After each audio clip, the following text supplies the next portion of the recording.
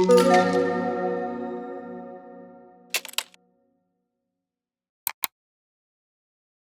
Gio, founder and CEO of Octane. At Octane, we build machine learning models to find bugs in code bases. So a bit of background about myself. I went to school at Duke University, studied computer science with a concentration in machine learning. And then I was also a founding engineer at a Web3 startup called Mural, which does crypto payment rails. Prior to all of that, I was actually building a bunch of smart contracts for a bunch of different teams. And the very first smart contract I built and deployed actually ended up getting hacked. And we lost like $500,000 in projected revenue, which was pretty detrimental, but taught me a lot about the importance of audits and security in general. So today I'm going to focus a little bit on AI and pre-deployment security, how we can leverage machine learning, artificial intelligence to make code bases in general more secure. So let's talk about what does the pre-deployment security roadmap look like today? This term pre-deployment security pretty explainable, but security that comes before you deploy your actual source code. So today we have teams internally reviewing their code, get together, look for any bugs, identify them, triage them. Then we have tier 1 auditors like Zelic and Spearbit that will analyze source code, produce a bunch of potential issues. The team will then go through, remediate the issues, and then maybe there's some threat modeling there as well, if you have an economic protocol. So this actually works surprisingly well. Teams like Uniswap and Euler have done a great job in recent security processes like this. And another incentivization mechanism is doing large bug bounties to get general security researchers to also contribute to identifying vulnerabilities. And often, if you can stack many security resources, like multiple audits, you can be pretty confident that you're secure going into production. So why do teams still get hacked today if we have this relatively figured out? Well, in a general sense, not all teams are the same. So some teams will be shipping source code more frequently. Some will have lower budgets. Some will be really time constrained on internal reviews, which will lead to more hacks and exploits or missed bugs. And then also, you could ship source code unaudited, or you could get audited by a firm with a bad track record, and then just end up deploying code into production with vulnerabilities, which is obviously not ideal. Okay, so what would the pre-deployment security process look like if we leverage AI, and how do we use that to minimize hacks in general? Well, a big part of this is shifting security left, which means moving security back into the hands of the developers and putting the onus on developers to really approach security from first principles and identify vulnerabilities throughout the entire code development lifecycle.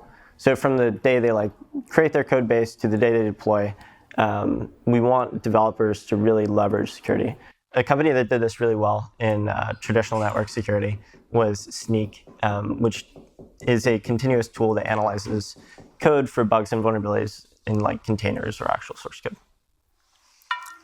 So a big way we can optimize this is through the internal security review. We can also use AI throughout the entire security process and lifecycle. So everything from the internal review to reviewing code changes that developers are making post-audit to post-threat model identification of bugs, leveraging AI to be an additional layer of insight and analysis on those code changes. And really the goal here, right, is to leverage artificial intelligence, machine learning, and tooling to effectively create more secure source code faster. So some teams that are leading the charge here, and an example of this actually working, is Rhinestone, for example. They paid an auditing firm 6 figures to analyze their smart contract source code. They only did one audit, and actually a few criticals or highs slipped through. And thankfully, their developer team did additional internal reviews and also leveraged AI tooling to analyze their source code and pull out some criticals before they went to production. So I'm going to show an example of this in the Rhinestone case. So in this particular example, how many of you guys are familiar with Uniswap and swapping on-chain? Cool.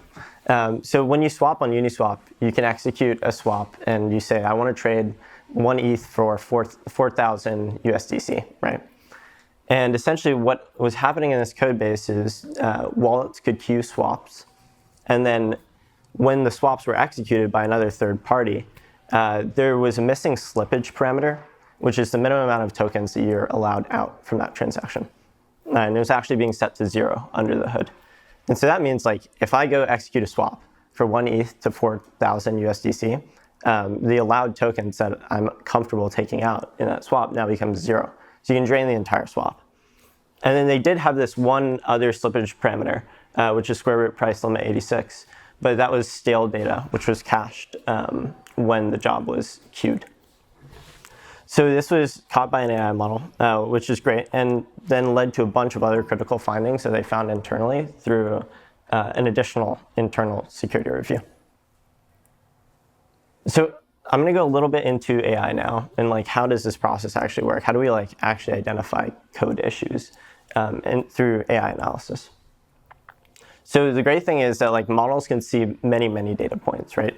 You can make massive training sets and shift the distribution of models from the entire, world of text and code to a specific subset that's interesting to the problem. So for example, using lots of training data on Solidity source code is a good way to allow models to understand vulnerabilities and good source code in Solidity.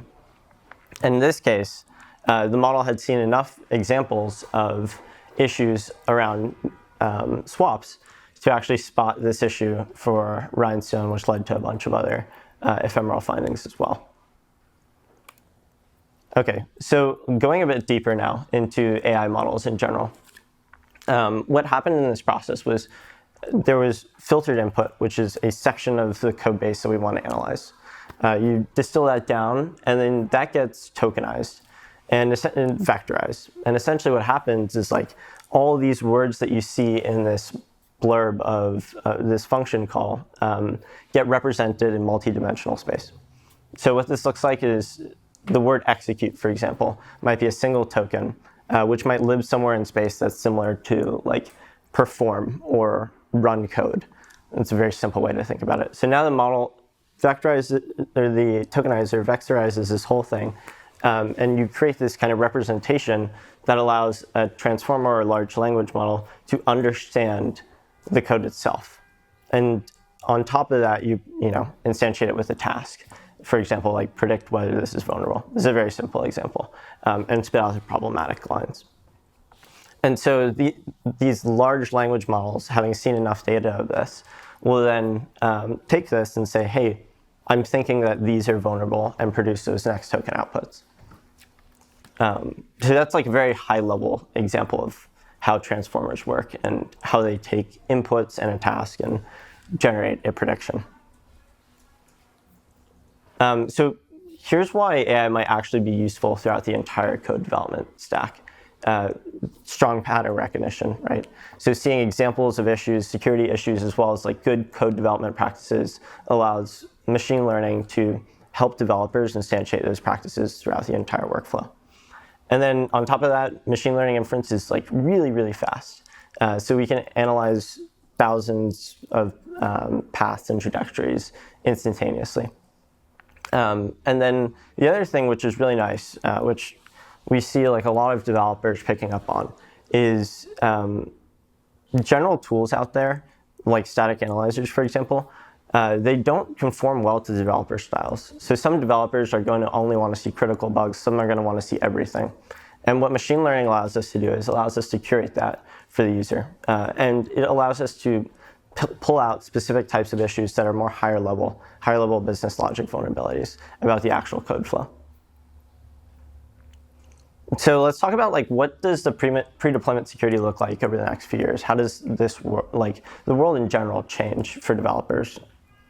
Well, my prediction is like by 2027, over 80% of crypto engineers will use AI tools to enhance both their development stack and their security stack. Gartner, for example, believes over 50% of software engineers in general, but because crypto has such a acute need for creating good secure source code because it's public, I believe that crypto engineers are going to massively adopt AI tech. And that in turn will allow us to reduce the number of hacks and exploits in general. Because now more people have access to secure workflows and people take security more seriously. So at Octane, small shill, we're building AI to find bugs in source code, and we're hiring. So if anybody is interested in these types of problems, let me know. Telegram's up there, Twitter's up there as well. But yeah, that's the talk. Thanks for listening.